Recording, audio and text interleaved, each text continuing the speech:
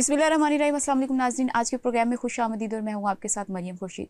नाज़रीन, दुनिया तेज़ी से बदल रही है। मशरिक़े वुस्ता की जो सूरत हाल है उसमें कशीदगी, अफ़गानिस्तान की सूरत हाल, बलूचिस्तान में जो सिक्योरिटी चैलेंजेस है, उसके साथ साथ गिलगित बल्तिस्तान के इंतखाबात, पाकिस्तान का बजट और इसके जो अगर हम बजट से रिलेटेड इशूज़ को देखें तो मुआशी चैलेंजेस है जो इस वक्त जो हैं ख़ित्ते पर असरअंदाज हो रहे हैं। इन तमाम मौज़ूआत पर हम आज बात करेंगे। इन पर गुफ्तगू के लिए हमारे साथ मौजूद हैं इंटरनेशनल इश्यूज़ पर इनकी बहुत अच्छी ग्रिप है और पीएचडी स्कॉलर हैं। हमारे साथ डॉक्टर आदिल इरफान मौजूद हैं।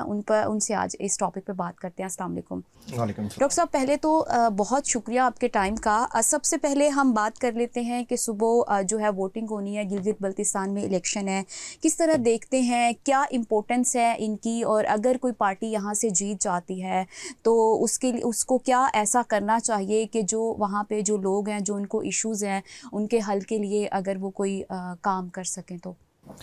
सबसे पहले मरियम, आपका शुक्रिया आपने इनवाइट करने का। और गिलगित बल्तिस्तान का इलेक्शन बहुत इम्पॉर्टेंट है और तमाम पार्टीज़ के लिए, not only peoples party, Noon League, बल्कि तमाम सियासी जमातों के लिए बहुत इम्पॉर्टेंट अहमियत का हामिल है। थोड़ा सा एक तो ये देख लेते हैं कि ज़ाहिर है आज वहाँ पर ब्रेक है। पोलिंग जो कैंपेन थी वो कल ख़त्म हो चुकी है। कल से सुबह 8 बजे पोलिंग स्टार्ट हो जाएगी, तो तमाम पार्टीज़ की इस पे बड़ी गहरी नज़र होगी। अगर हम देखें कि वहाँ पे कौन सी पार्टी का पलड़ा ज़्यादा भारी है, तो पीपल्स पार्टी की वहाँ पे एक ऑर्गेनाइज्ड वहाँ पे जमात है।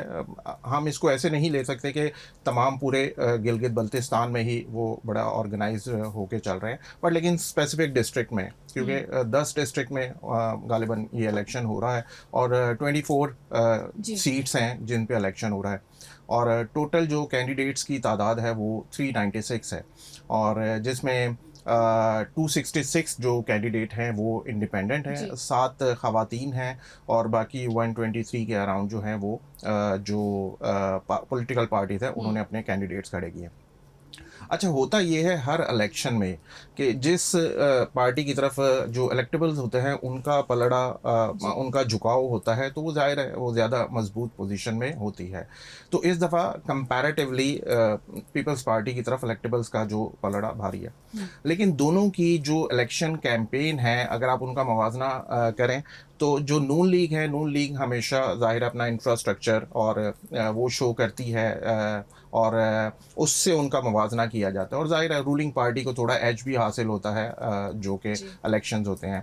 जबकि जो पीपल्स पार्टी है वो कॉन्स्टिट्यूशनल राइट्स, ऑटोनॉमी की और relation between centre and province, उस पे उनका ज़्यादा फोकस है।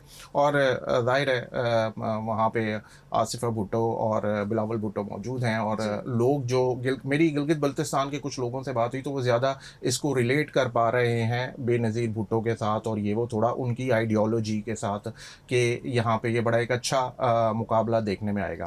अब इम्पॉर्टेंट चीज़ ये है कि जो पीपल्स पार्टी है उन्होंने 24 के 24 कैंडिडेट्स उतारे हैं 24 हलकों में, जबकि जो नून लीग है उनके 22 कैंडिडेट्स हैं और बाकी ज़ाहिर है इंडिपेंडेंट। अगर हम इसका 2018 के इलेक्शन से मवाजना करें तो हमें याद होगा कि पीटीआई ने वहाँ पे 10 सीटें निकाली थी, और उसके बाद जाहिर सी बात है जो इंडिपेंडेंट कैंडिडेट्स होते हैं वो हमेशा बाद में रूलिंग पार्टी के साथ शामिल होना पसंद करते हैं, क्योंकि जाहिर है उन्होंने पैसा लगाया होता है इलेक्शन पे, और उसके बाद वो ये देख रहे होते हैं कि जाहिर है क्योंकि अगर वो अपोजिशन में बैठेंगे तो उनको उस तरह के बेनिफिट्स नहीं मिलेंगे।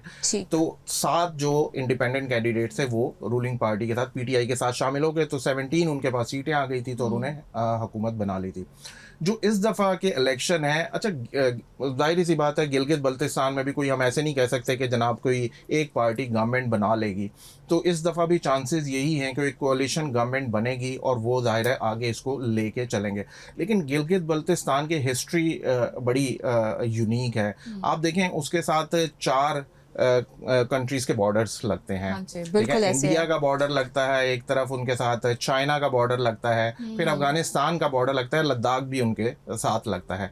तो वहाँ के लोग, जितना मेरी ऑब्जर्वेशन है, वहाँ पे मेरी रिसर्च है, वहाँ के लोग ज़्यादा अवेयर हैं और वो इस तरह वोट कास्ट नहीं करते हैं कि जनाब कोई भी कैंडिडेट्स उठ के खड़ा हो जाएगा। वो उनके वो हल्के में किस तरह का काम करवा रहा है, वो जॉब अपॉर्चुनिटीज़ किस तरह की प्रोड्यूस कर रहा है, वो लोगों के लिए किस तरह से, उनके राइट्स के लिए किस तरह का काम कर रहा है, तो वो ज़्यादा इम्पॉर्टेंट होता है।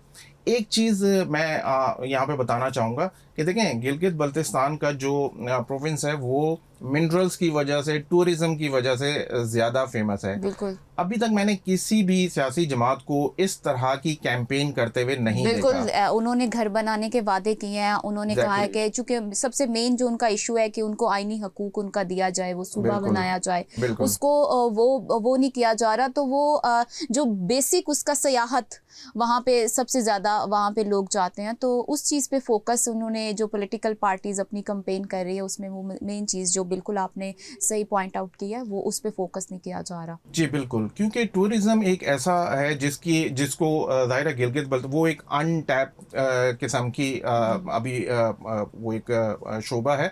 और सेकेंडली जो ज़ाहिर सी बात है, अभी तक किसी ने भी ऐसा कोई फ्रेमवर्क नहीं दिया कि मिनरल्स को किस तरीके से वहाँ से एक्सट्रैक्ट किया जाएगा, किस तरीके से उनको उसकी रॉयल्टी दी जाएगी। एक प्रॉपर फ्रेमवर्क बनाएं। जिस तरह हम देखें, कोई भी प्लान बनाया जाता है तो उसका एक फ्रेमवर्क बनाया जाता है। हमारे मुल्क में ज़ाहिर है सिक्योरिटी के हालात इतने अच्छे नहीं हैं, तो हम सिक्योरिटी का हमने जैसे नेशनल इलेक्शन प्लान बनाया है, तमाम सूबों को उसमें ऐड किया। इसी तरीके से गिलगित बल्तिस्तान में भी जो मिनरल्स हैं, रिसोर्सेज हैं, उनको किस तरीके से यूटिलाइज़ किया जाएगा, लोगों को किस तरीके से इंगेज किया जाएगा, मतलब सेंटर के साथ किस तरीके से इंगेज होंगे वो, तो ये चीज़ बड़ी इंपॉर्टेंट है। अगर ये पार्टीज इसको सामने रखते हुए, तो मेरा ख्याल है लोगों की ज़्यादा दे फील मोर एफिलिएटेड के उन पार्टीज़ के साथ। बट लेकिन जाहिर सी बात है, मोस्टली जो नून लीग है और ये इनकी जो कैंपेन होती है वो इसी तरीके से चलती है। और सेकेंडली वहाँ पे हमें ये भी देखना होगा कि ज़ाहिर है कल इलेक्शन के बाद जो वोटिंग होगी उसके बाद रिजल्ट्स क्लियर हो जाएंगे।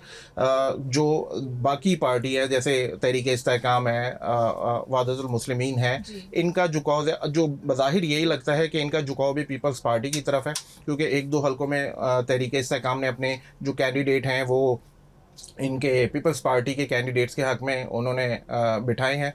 तो बड़ा इंटरेस्टिंग होगा कल का इलेक्शन, और कल का दिन बताएगा कि कौन सी पार्टी यहाँ पे ज़्यादा मजबूत होगी और बिल्कुल सही कहा आपने। लेकिन अगर जैसे कि आपने कहा कि पीपल्स पार्टी की तरफ लोगों का जो है वो रुझान और झुकाव ज़्यादा लग रहा है, बट अभी तो सुबह पता चलेगा। और पीपल्स पार्टी जो है वो विफाक पर ये इल्ज़ामात लगा रही है कि हमें जो है धांधली हो सकती है। पंजाब पुलिस वहाँ पे जा रही है उस इलेक्शन की वोटिंग की निगरानी करने के लिए, और हमें बहुत से तहफ़्फ़ुज़ात हैं इस चीज़ पर, और उन्होंने प्रेस कॉन्फ्रेंसेस भी इस हवाले से की हैं। और इसके साथ साथ वो ये भी कहते हैं कि जितने भी फैसले हो रहे हैं वो इस्लामाबाद से बैठ के होते हैं, अगर वहाँ से ना हो तो हम यहाँ पे जीत सकते हैं।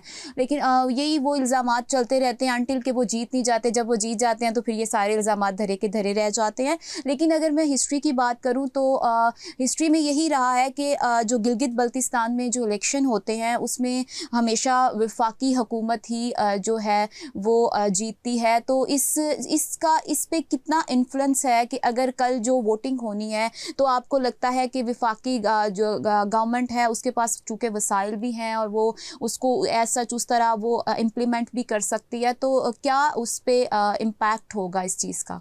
अच्छा देखें, एक तो ये चीज़ देखने की है कि ये गिलगित बल्तिस्तान की ही बात नहीं है, हमारे पूरे पाकिस्तान में जब भी कोई बाई इलेक्शन वगैरह होते हैं तो उसमें हमें ये नज़र आता है कि लोगों का वोटिंग बिहेवियर जो होता है वोट कास्ट करने का, वो थोड़ा डिफरेंट माइंडसेट के साथ वो कास्ट करते हैं। वो ऐसे ही होता है कि वो उनको ये नज़र आ रहा होता है कि चूंकि ये रूलिंग पार्टी है, ये यहाँ इनका कैंडिडेट मजबूत है, तो वो उनको हमें फ़ायदा मिल सकता है। वो हमें फ़ायदा दे सकेंगे। ठीक है, ऐसा नहीं होता कि जनाब के उनका जो कैंडिडेट जो कि वीक पोजीशन में है वो सम टाइम इसलिए भी वोट बढ़ जाते हैं। और जहाँ तक पीपल्स पार्टी का ताल्लुक है, ज़ाहिर है जब इलेक्शन से पहले रूलिंग पार्टी के अगेंस्ट तो इल्ज़ामात भी आते हैं कि मशीनरी के भी होते हैं, और ये इस तरह के कोई अचंभे की बात नहीं है, ये नॉर्मल है। और इस तरह के इल्ज़ामात से मेरा नहीं ख्याल कोई फ़र्क पड़ता है। देखें, मशीनरी डेफिनेटली थोड़ा बहुत इसका असर तो पड़ता ही है, बिल्कुल। जो रूलिंग पार्टी होती है, कि वो किस तरीके से चीज़ों को मैनूवर कर सकती है, मैनिपुलेट कर सकती है, और इस्तेमाल रिसोर्सेज का इस्तेमाल किस तरीके से किया जाता है। तो डेफिनेट सी बात है कि वो चीज़ें तो उन पे असरअंदाज होंगी, बट ऐसा नहीं है। ये देखें, ये ऐसे ही होता है कि ये बड़ा 5 to 10% इनका इम्पैक्ट होता है, बट लेकिन एक्चुअली जो असल चीज़ होती है वो लोगों का वोट कास्ट करने का जो माइंडसेट क्या होता है। और मोस्टली जो लोग होते हैं, क्योंकि ज़ाहिर है 3 डिवीजन हैं जिनमें 10 डिस्ट्रिक्ट हैं जहाँ पे वोट कास्ट किए जा रहे हैं, और ऑलमोस्ट कोई तकरीबन 9,60,000 के करीब वोटर्स की तादाद है। अब ये भी तो एक चीज़ देखने वाली है कि कल वोटर कितनी बड़ी तादाद में बाहर निकलता है। अगर वोटिंग ज़्यादा होगी तो मुझे ऐसा लगता है कि इसका फ़ायदा पीपल्स पार्टी को होगा, क्योंकि ज़ाहिर सी बात है वहाँ के लोग ज़्यादा पीपल्स पार्टी के जो मैनिफेस्टो हैं उससे अपने आप को रिलेट कर पा रहे हैं।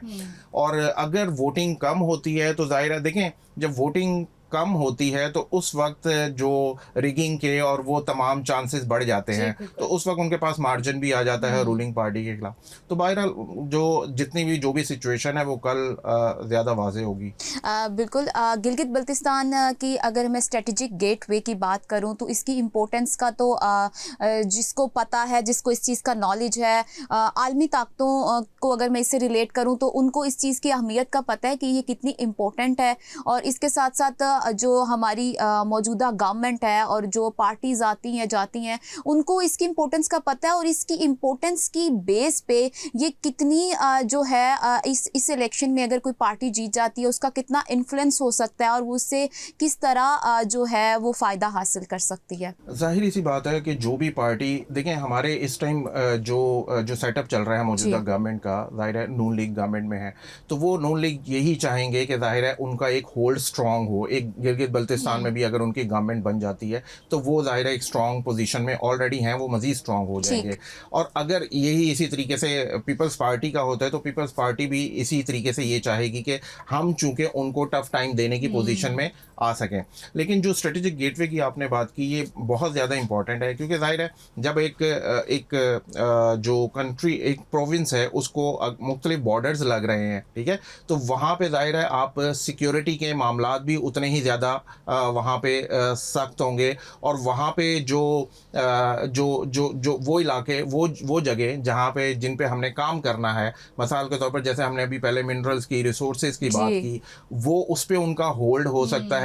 टूरिज्म इंडस्ट्री में उनको वो उसमें प्रमोट कर सकते हैं। जाहिर सी बात है कि जो भी यहाँ पे गवर्नमेंट बनाएगा उनके सामने, उनकी नज़र में ये चीज़ होगी। और जैसे अभी नवाज शरीफ साहब अभी वहाँ पे मौजूद थे, तो उन्होंने अपनी स्पीच में भी ये कहा था कि जो ड्यू शेयर था गिलगित बल्तिस्तान को, वो जाहिर है उन्हीं की गवर्नमेंट में उन्होंने ही उनको दिया था, और अगर वो आते हैं तो जाहिर सी बात है वो उसको मज़ीद उसको एक्सपेंड करने की कोशिश करेंगे। बहरहाल ये चीज़ें जो हैं, मैं इनको ज़्यादा अहमियत नहीं देता, क्योंकि ये इलेक्शन से पहले इस तरह की ये तमाम चीज़ें की जाती हैं, और जब इलेक्शन हो जाते हैं, जब पार्टी गवर्नमेंट में आती है, तो उसके इंटरेस्ट इंटायरली डिफरेंट होते हैं। इम्पॉर्टेंट चीज़ ये है कि अगर वो चाहे वो पीपल्स पार्टी है, चाहे वो नून लीग है, अगर वो गवर्नमेंट में आते हैं तो वो अगर नेक्स्ट इलेक्शन की तैयारी करें, अपने उस हिसाब से परफॉर्म करें, लोगों का जो ड्यू राइट है वो दें, वहाँ पे जो एक स्ट्रेटेजिक गेटवे की जो हम बात कर रहे हैं उस पर अगर काम करें तो वो ज़्यादा इंपॉर्टेंट होगा, ताकि लॉन्ग रन में, देखें, हमने केपीके में भी देखा कि केपीके में भी जो वहाँ के भी अवाम जो थे वो ज़ाहिर सी बात है एक पर्टिकुलर पार्टी के साथ चलते थे, और फिर अगर उनको लगता था कि नहीं परफॉर्म कर रहे तो जाहिर है वो नेक्स्ट इलेक्शन में उनको मौका नहीं देते थे। पीटीआई की गवर्नमेंट आई, पीटीआई ने 2 टेन्योर वहाँ पे निकाले, और ये तो उनको वो ये ऐसे ही होता है कि अगर आप परफॉर्म करेंगे वहाँ पे तो जाहिर है नेक्स्ट इलेक्शन में आपके पास ज़्यादा मार्जिन होगा वहाँ पे अपनी सीट्स को कंसोलिडेट करने का। बिल्कुल। वहाँ के वोटर्स, वहाँ का नौजवान तबका जो है वो इतने मैच्योर और इतने इंटेलिजेंट हैं, उनको अब समझ आ गई है कि हमने किस बेस पे किस पॉलिटिकल पार्टी को जो है वो वोट देना है और उसमें हमारे क्या मफादात हैं, और हर अगर सूबे में अगर ये चीज़ और वहाँ का वोटर्स इतना इंटेलेक्चुअल और इतना इंटेलिजेंट हो जाए तो मसला ही ना ख़त्म हो जाए हमारे। अब हम बजट की तरफ आते हैं। बजट जो आ रहा है और 10 को एक्सपेक्टेड है, बजट कह रहे हैं आ जाएगा। बजट को आप किस तरह देखते हैं, जबकि बजट का जो तकरीबन 17.57 ट्रिलियन है वो कर्ज़ों की अदायगी में जा रहा है और तरक्याती अखराजात में सिर्फ 1.29 ट्रिलियन है वो एक्सपेंड हो रहे हैं। तो आपको क्या लगता है ये कितना फ्रेंडली बजट होगा आवाम के लिए और कितना इसका अगर बोझ आता है तो किस लेवल पे जो चीज़ें हैं वो जो है ख़राब हो सकती हैं? देखिए, बजट तो हम जब भी बजट आता है तो एक आवाम को एक होता है, उनकी होप होप होती होती है। है कि उनको रिलीफ मिलेगा।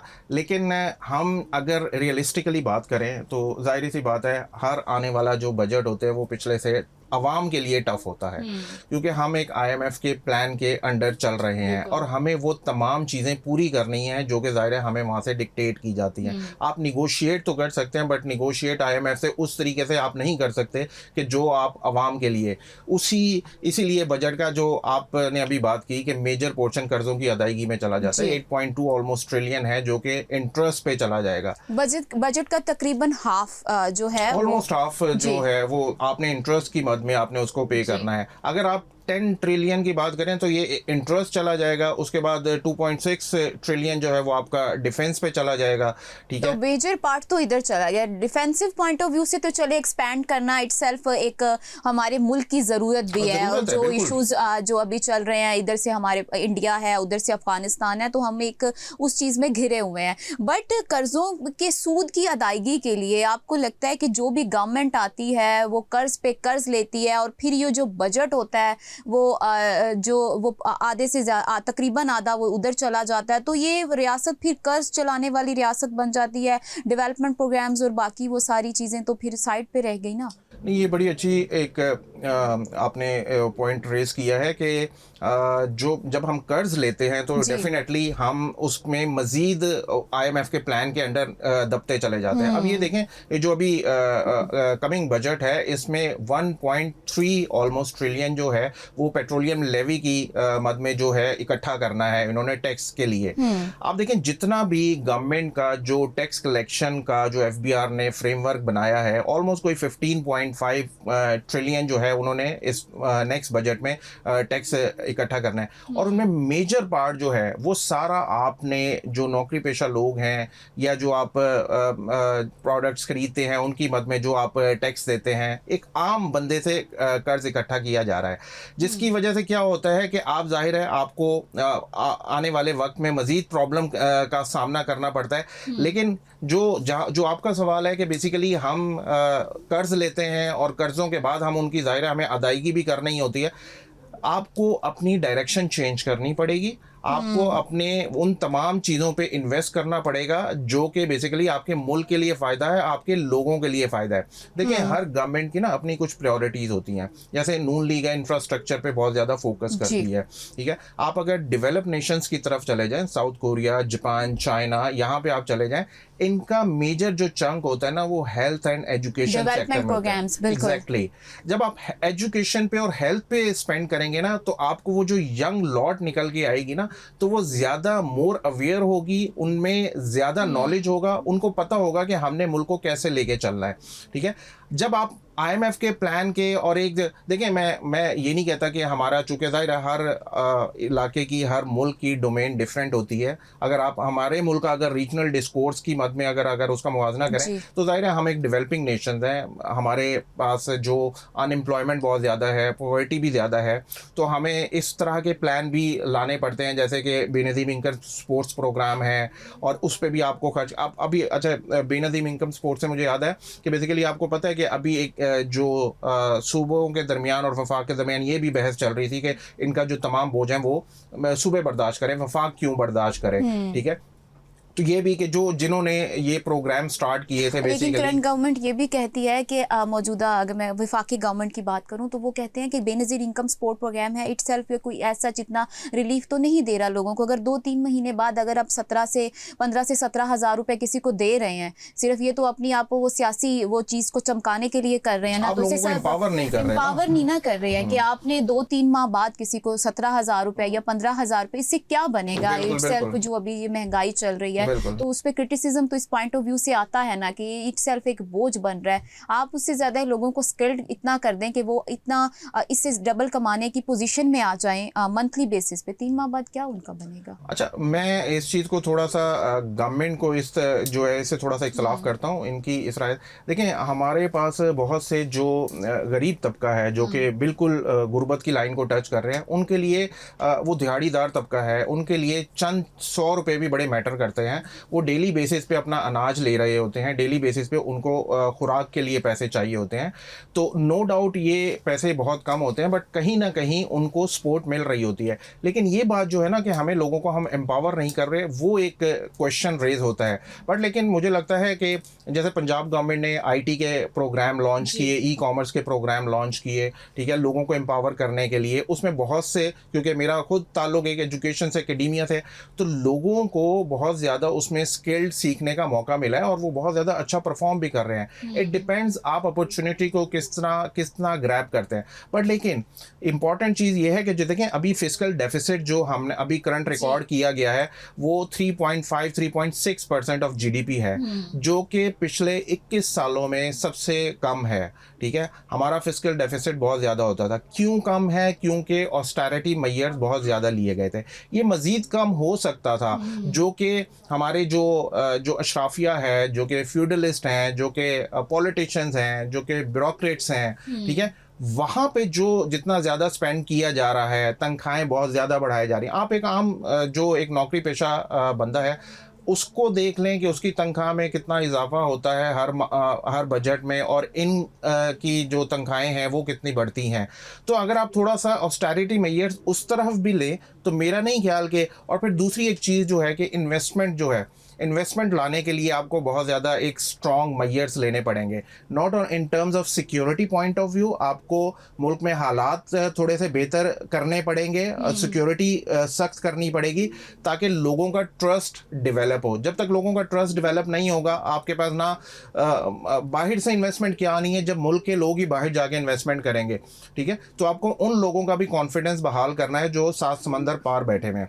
और एक चीज़ मैं यहाँ पे मेंशन करना चाहूँगा, अभी जो इन्होंने एक जो छोटे शॉपकीपर्स पे जो एक टैक्स लगाया ताजिर पे, जी ताजिर पे, तो 1% टैक्स उन्होंने लगाया। देखें 25,000 उन्होंने फिक्स पे करने हैं। अच्छा, और जो है 10 करोड़ की बात करें और उसको वो कंसीडर करें कि ये छोटा ताजिर है, 10 करोड़ सालाना कमाने वाला छोटा ताजिर कैसे हो सकता है? इसमें आप क्या देखते हैं कि गवर्नमेंट की कंपनी कोई कहीं इस चीज़ को वो, अच्छा, इसमें ना मैं थोड़ा सा इसको इस तरीके से देखता हूँ कि बेसिकली उन्होंने रेवेन्यू की बात की है कि टोटल रेवेन्यू जो इतना जनरेट करता है। अच्छा, ये 25,000 जो है ये तो फिक्स है। अब उसमें उन्होंने ये भी बात की है कि इसमें आप अपने जो खुद से डिक्लेयर करेंगे एग्जैक्टली जो कि अगर है तो हम इतने ईमानदार, आपको लगता है कि इतने ईमानदार हैं कि हम खुद से बताएंगे कि हमें इतना ज़्यादा फ़ायदा, हम तो कहते हैं कहीं से हमारे 10-20 रुपए बच ही जाएं। तो आप सारा का सारा जो है अवाम पे डाल रहे हैं, उन ताजिर हजरात पे डाल रहे हैं कि वो ट्रांसपेरेंट रहें इस सारे मामले में और खुद से बताएं कि हमने इतना पैसा कमाया है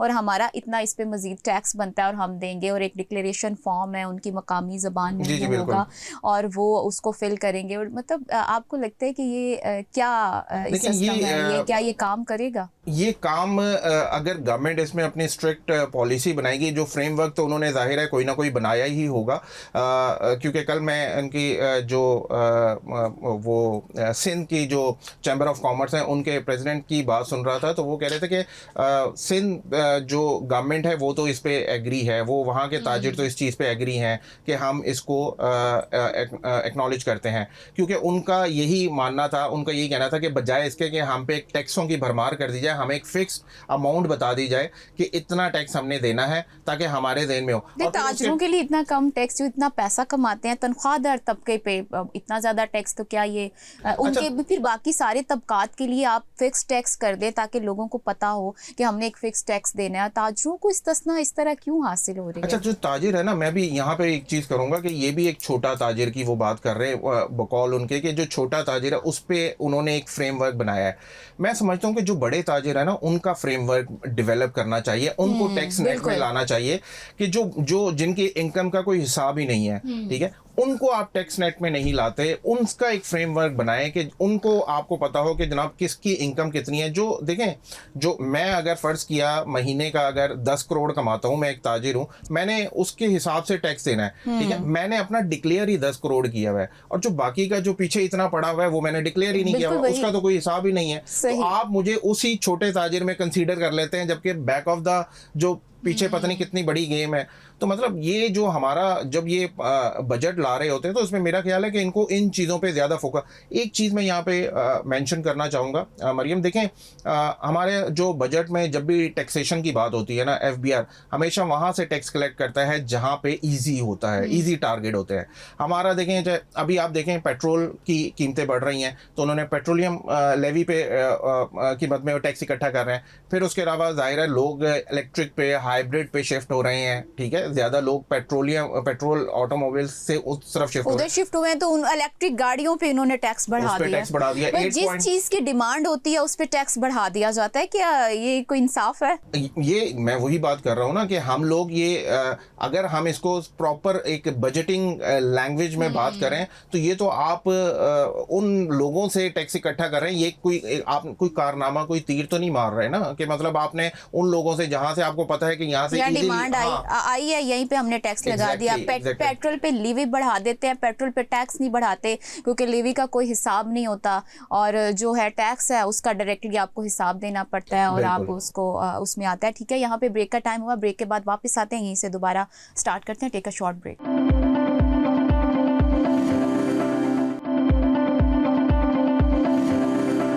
वेलकम बैक। अच्छा, जो ब्रेक पर जाने से पहले हम बात वही कर रहे थे कि टैक्स की गवर्नमेंट को जो है इस पे टैक्स मेन हमारा जो इशू आता है वो टैक्स कलेक्शन पे आता है। बड़े बड़े जो सरमायादार हैं वो इससे बच जाते हैं। अब जो उनके हाथ में आता है वो जो कमज़ोर तबका और तनख्वाहदार तबका, जिस पे वो टैक्स जो है, और ताजिर जो हजरात के लिए अभी जो इन्होंने जो किया है। तो अब हम बात कर लेते हैं ब्रेन ड्रेन की। पाकिस्तान में ब्रेन ड्रेन जो है वो हर साल उसकी जो है रेशो बढ़ती जा रही है। क्या देखते हैं कहाँ पे आके इशू क्रिएट हो रहा है कि अब जितने भी हमारे इंटेलेक्चुअल और प्रॉपर हुनरमंद अफराद हैं वो बाहर जाके सर्व कर रहे हैं? देखिए, ये बहुत अच्छा पॉइंट आपने रेज किया। ब्रेन ड्रेन जो है ना, वो किसी भी मुल्क के लिए एक बड़ा सीरियस कंसर्न होता है। सेम गोज टू पाकिस्तान के ब्रेन ड्रेन हो रहा है, तो क्यों हो रहे हैं? यहाँ पे इंटेलेक्चुअल्स, पढ़े लिखे लोग, देखें, ब्रेन ड्रेन दो वजूहात होती हैं उनकी। एक तो नंबर 1 ये होता है कि आपके सिक्योरिटी पॉइंट ऑफ व्यू, लोगों की जो ज़िंदगी होती है वो सिक्योर नहीं होती है, तो इस वजह से वो बाहर जाने का मूव कर। और दूसरी बड़ी कॉमन वजह है कि लोग एम्प्लॉयमेंट की मद में वो बाहर जाते हैं, उनको यहाँ पे जॉब अपॉर्चुनिटीज़ नहीं प्रोवाइड की जा रही होती। हमारे मुल्क में ये दोनों वजूहात हैं। ठीक। अब देखें, लास्ट ईयर, पिछले साल कोई तकरीबन 10 लाख लोग जो हैं वो माइग्रेट किए हैं। आखिर क्यों माइग्रेशन हो रही है इतनी बड़ी? उसकी सबसे बड़ी वजह ये दोनों ही हैं कि अगर आप मुल्क में वो हालात नहीं पैदा करेंगे, क्योंकि ज़ाहिर सी बात है, अभी हम थोड़ी देर पहले इन्वेस्टमेंट की बात कर रहे थे, इन्वेस्टमेंट मुल्क में इसलिए नहीं आती क्योंकि ज़ाहिर है लोगों का ट्रस्ट नहीं होता। लोग यहाँ से बाहर जाते हैं इस वजह से क्योंकि आपकी जो स्किल है उसको आपको ड्यू, उसका जो राइट है, उसका जो रिटर्न है वो नहीं मिल रहा होता। तो लोग वहाँ जाके काम करना पसंद करते हैं जहाँ पे एक तो proper law and order situation हो, उनको पता हो कि अगर वो फ़र्ज़ किया उनको कोई प्रॉब्लम का भी सामना करना पड़ेगा, तो उनके पास इंसाफ के दरवाजे हैं, वो खटखटाएंगे और उनको उनका वहाँ से उनकी सुनवाई होगी। तो अगर यहाँ पे पाकिस्तान में इस तरह का जो कोई सिस्टम नहीं है, तो ज़ाहिर है लोगों का और ये आने वाले वक्त में ये मज़ीद बढ़ेगा अगर गवर्नमेंट इस पर तवज्जो नहीं देगी। देखिए, इस पर तवज्जो देने के लिए सबसे, मैं अक्सर कहता हूँ कि जब लोग पढ़ने के लिए बाहर जाते हैं, चाहे वो लाइक गवर्नमेंट फंडेड स्कॉलरशिप पे जाते हैं, तो गवर्नमेंट जैसे हमारा HEC है वो एक उनके लिए एक फ्रेमवर्क डिवाइस करती है कि इन्होंने वापस आना है पाकिस्तान में और इतने साल सर्व करना है, और यहाँ पे देन क्योंकि ज़ाहिर है वो गवर्नमेंट का पैसा यूज़ करके जा रहे होते हैं। मैं एक वैसे ही कहता हूँ, क्योंकि अगर वो गवर्नमेंट का पैसा यूज़ करके बाहर जा भी रहे हैं और अगर इन केस वो पैसा रिटर्न भी कर देते हैं, ठीक है, और वहाँ जाके वो जो फॉरेन एक्सचेंज है जो कि पाकिस्तान भिजवा रहे हैं, उससे मुल्क को कितना ज़्यादा फ़ायदा हो रहा होता है। अल्टीमेटली तो हमने मुल्क को उठाना है ना, हमने डॉलर को ऊपर लेके, हमने डॉलर यहाँ पे आएंगे तो हमने मुल्क को हमारा ऊपर जाएगा, हम अपने जो एक्सचेंज हैं, जो हम अपने डेट्स हैं, उनको पे करने के काबिल होंगे। बिल्कुल। तो जो ब्रेन ड्रेन रोकने के लिए गवर्नमेंट को इस तरह की पॉलिसी लेके आनी पड़ेगी कि जो यहाँ पे लोग हैं उनको यहाँ पे रिटेन किया जाए, वो बाहर ना जाएं गवर्नमेंट। और उसके जब तक आपके मुल्क में, जाहिर है ये पिछले 1 साल में, 1 डेढ़ साल में हमारा थोड़ा सा इमेज आपने देखा, पाकिस्तान का जो पासपोर्ट है वो भी 2-3 पॉइंट ऊपर गया है। लेकिन ये कोई एक दिन, एक रात या 1 साल की बात नहीं है, हमें इस पे कॉन्टीन्यूसली एफर्ट करनी पड़ेगी। मुल्क का इमेज जब बेहतर होगा, मुल्क में हालात बेहतर होंगे, सिक्योरिटी पॉइंट ऑफ व्यू से हालात बेहतर होंगे, तभी आप इस तरह के मेजर्स बेहतर तौर पे ले सकेंगे। क्योंकि मुझे मालूम है कि गवर्नमेंट की अपनी भी थोड़ी सी रिस्ट्रिक्शंस होती हैं उनको, जैसे हम कह रहे हैं कि डिफेंस पे 2.6 ट्रिलियन स्पेंड हो रहा है, तो वो ड्यू है, मतलब आपने उसको, वो जस्टिफाइड है, उसमें ऐसा नहीं है कि वो ज़्यादा स्पेंड कर रहे हैं, क्योंकि हमें मालूम है कि हमारे दोनों बॉर्डर इंगेज हैं जी। तो अब आप नहीं करेंगे तो आपने उनका मुकाबला कैसे करना है? आपने अपने मुल्क को, क्योंकि जाहिर है बॉर्डर पे तो ये फोर्सेस ने ही लड़ना है और उनके लिए उनको जाहिर है उनको आपको रिसोर्सेज चाहिए। अगर रिसोर्सेज नहीं होंगे तो आप किस तरीके से फिर उनका मुकाबला करेंगे? तो अल्टीमेटली ब्रेन ड्रेन के लिए आप एज सच कोई अभी तक फ्रेमवर्क हमें नहीं नज़र आया जो कि गवर्नमेंट डिवाइस करे, बट लेकिन ये एक बहुत इंपॉर्टेंट चीज़ है कि अगर आपका देखें, पाकिस्तान की 65% यूथ है जी। आप अगर ये यूथ आहिस्ता आहिस्ता, किसी भी मुल्क का ये सबसे इम्पॉर्टेंट सेगमेंट होता है यूथ। मैं एक ज़िंदगी का बड़ा अरसा साउथ कोरिया, ईस्ट एशिया में गुजार के आया हूँ, तो मुझे मालूम है कि वहाँ पे कितना कहत है, कितनी किल्लत है ईस्ट एशिया में, जापान, चाइना की नहीं, ये इधर साउथ कोरिया की, कि यहाँ पे यूथ की कितनी डिमांड है। बिल्कुल ऐसे है। तो अगर आपकी यूथ भी इसी तरीके से बाहर जाके बाहर के वहाँ पे सर्व करेगी, बचेगा क्या पाकिस्तान में? तो आपको यहाँ पे लोगों को एम्प्लॉयमेंट देने के लिए, उनको अपॉर्चुनिटीज देने के लिए, उनको एंटरप्रेन्योर बनाने के लिए उनको मौके फराहम करने पड़ेंगे, ना कि उन पर इतनी टैक्सेशन की आप भरमार कर दें कि उनका अपना जीना मुश्किल हो जाए, और वो जो पढ़े लिखे आप मेरे जैसे जो हम लोग हैं, और हमें भी ये सोचने पे मजबूर करें कि हमें भी बाहर फिर निकलना चाहिए। बिल्कुल सही बात है। इस पर गवर्नमेंट को बिल्कुल पॉलिसीज भी बनानी चाहिए और सोचने की भी ज़रूरत है। ईरान अमेरिका तनाज़े पे हम बात कर लेते हैं, इसको किस तरह आप देखते हैं, और पाकिस्तान का जो है इसकी अहमियत के हवाले से पाकिस्तान ने उसमें जो सिफारती किरदार अदा किया है, उसकी इम्पोर्टेंस को किस लेवल पर देखते हैं, और आने वाले टाइम में पाकिस्तान को इससे क्या जो है फ़ायदे हासिल हो सकते हैं? ईरान अमेरिका का जो अभी इस टाइम जो करंट सिचुएशन है, पाकिस्तान का नो डाउट पूरी दुनिया इसको एक्नॉलेज कर रही है। जो फील्ड मार्शल साहब हैं और हमारे प्राइम मिनिस्टर साहब हैं, उनका जो रोल है, ना सिर्फ यूनाइटेड स्टेट्स के जो प्रेसिडेंट है वो इसको एक्नॉलेज करते हैं, बल्कि पूरी दुनिया इसको देख रही है कि पाकिस्तान का बहुत अरसे बाद और कई दिहाइयों बाद पाकिस्तान का सिफारती सतह पे इस तरह का एक मीडिएटर का रोल सामने आया है। अगर हम बात करें इनके जो अभी करंट सिचुएशन चल रही है, जो इनके एग्रीमेंट की बात चल रही है, तो देखें बहुत से लोग ये सवाल रेज करते हैं, मैं इसलिए इस पे बात करना चाहूँगा कि अगर डोनाल्ड ट्रंप एग्रीमेंट की बात करते हैं या ईरान एग्रीमेंट की बात करता है, तो फिर साथ साथ वॉर क्यों चल रही है, साथ साथ आपस में एक दूसरे के साथ जो मिसाइल दागे जा रहे हैं वो क्यों चल रहे हैं? इस तरीके से तो आप कभी भी एग्रीमेंट पे नहीं पहुंच सकते हैं। देखें, ये एक न्यू नॉर्मल बन चुका है कि हमारे जो इस तरह पूरी दुनिया में आप देख लें कि चाहे आप पाकिस्तान अफ़गानिस्तान की बात कर लें, चाहे आप रशिया यूक्रेन की बात कर लें, जब आप कहीं पे भी पीस प्रोसेस में भी आप निगोशिएट भी कर रहे होते हैं ना, तो साइड बाय साइड इस तरह की झड़पें चल रही होती हैं। और मैं अगर इसको ईरान और अमेरिका के कॉन्टेक्स्ट में देखूं, तो देखें, इसमें मुझे ऐसा लगता है कि बेसिकली दोनों कंट्री जो है ना वो फेस सेविंग चाह रहे हैं इस टाइम। ईरान भी ये चाहता है कि जनाब उनको वो तमाम जो इनकी डिमांड्स हैं वो पूरी की जाएँ, और अमेरिका भी दूसरी साइड पे वो ये चाह रहा है कि उनको इस तरह की फेस सेविंग मिले कि उनका जाहिर है वो एक सुपर पावर है, उनका उनको उनका उनको एज होना चाहिए इस चीज़ पे। अब ईरान की डिमांड क्या है? ईरान की जो सबसे इंपॉर्टेंट डिमांड है, जो उन पे जो उनके जो एसेट्स जो बैरून ममालिक में पड़े हुए हैं, वो जो फ्रीज़ किए हुए हैं, उनको दोबारा उनको अनफ्रीज हाँ किया जी जाए। अनफ्रीज किया जाए। और हाँ, उनको ये $24 बिलियन के करीब हैं, वो उनको अनफ्रीज किया जाए। जी। अच्छा, उस पे निगोसिएशन चल रही है दोनों में। ऐसा नहीं है कि अमेरिका उसको नहीं मान रहा, लेकिन कितना देगा? क्योंकि आप देखें जो अब्बास अरागची साहब हैं, उनका तो कल का भी ये बयान है कि हम ये चाहते हैं कि मतलब उसका एक सब्सटेंशियल पोर्शन जो है वो हमें जब निगोशिएशन हमारे एग्रीमेंट जी। हो उस वक्त दिया जाए, और बाकी जो अमाउंट है वो 2 माह के अंदर हमें दी जाए। जबकि दूसरा जो उनका पॉइंट है वो ये है कि जो आबनाए हॉर्मज़ है, ठीक है, उसको वो ऐसा नहीं है कि आबनाए हॉर्मज़ पे वो जनाब कोई पूरे वो उसको रोक के बैठे हुए हैं। वो ऐसे ही है कि जैसे मैं अगर इसको आम लफ्ज़ों में बताऊं कि जब भी कोई वेसल या कोई भी जहाज़ वहाँ से गुजरता है तो उसका जो एक सर्विस चार्जेस होते हैं, जो वहाँ पे चूँकि वो ईरान की टेरिटरी में आता है, तो वो सर्विस चार्जेस उनको पे करते हैं।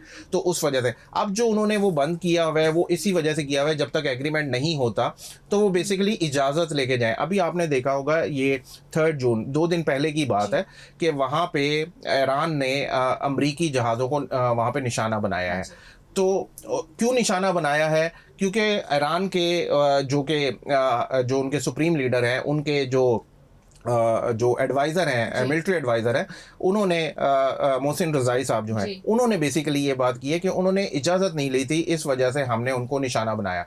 और वो भी इसलिए निशाना बनाया क्योंकि ज़ाहिर है हम उनको वार्न करना चाह रहे थे कि वो इजाज़त लें और उसके बगैर यहाँ से नहीं गुजर सकते। उससे पहले भी 2-3 दिन पहले भी कुवैत पे, बहरीन पे अटैक हुए, तो वो बेसिकली जो पासदाराने इंकलाब थे, उन्होंने उनका मौक़िफ़ सामने आया था, ये फॉल्स फ्लैग ऑपरेशन था, हमारी तरफ से उसमें कोई ऐसा कार्रवाई नहीं की गई। लेकिन उसके बाद कुवैत ने वो प्रूफ भी सामने रखे कि जो कि ड्रोन से, जो कि ईरान की तरफ से। देखिए, मैं इस टाइम ईरानी जो डिफेंस सिस्टम है उसकी बात करूँ ना, तो वो एक उनका मोज़ेक डिफेंस सिस्टम, उस पे आइडियोलॉजी पे काम कर रहे हैं। वो इस तरह उनकी जो प्लानिंग है ना, वो छोटे छोटे वेपन्स को मार्केट में लेके आना, ताकि जितना जंग लंबी जाएगी उतने ही अमेरिका के जो रिसोर्सेज हैं वो डिप्लीट होंगे, वो एग्जॉस्ट होंगे। ईरान इसलिए मोज़ेक डिफेंस सिस्टम पे काम कर रहा है। वो आहिस्ता आहिस्ता छोटे छोटे चीप ड्रोन जो हैं, ठीक है, उनको मार्केट में लेके आता है। तो इस तरह की उनकी स्ट्रेटेजी है। और अल्टीमेटली डोनाल्ड ट्रंप की तरफ से भी अभी कल का बयान है, वो यही बात कर रहे थे कि देखें, जो निगोसिएशन है वो हमारी चल रही है, but it is not a matter of 1 day और 1 नाइट, कि आहिस्ता आहिस्ता हम किसी ना किसी नतीजे पे पहुंच जाएंगे। हम यहाँ पे ये चीज़ थोड़ी सी बात ज़रूर करना चाहूँगा मैं, कि जो डोनाल्ड ट्रंप की जो स्टेटमेंट्स आती हैं कि हर दूसरे दिन के जनाब हम ईरान पे अटैक कर देंगे, हम उनका जो आफसूदा यूरेनियम है उसको जनाब उस पर कर लेंगे। अभी आपने देखा कि कल गुरो का जो जजीरा कशम है, वहाँ पे उन्होंने अटैक किया, उनका रडार सिस्टम पे अटैक किया। तो बेसिकली ये वो जो छोटी छोटी जो कार्रवाइयाँ हैं, वो एक किस्म की, आपको हम इंटरनेशनल रिलेशन में कहते हैं ना कि इंगेज रखते हैं, इंगेज भी रखते हैं, और आपका एक रियलिस्ट माइंडसेट होता है लोगों को, जो आपके कमज़ोर हरीफ हैं उनको प्रेशराइज करने का, कि अगर आप नहीं हमारे टर्म पे आएंगे तो हम इससे एक स्टेप और भी आगे जा सकते हैं।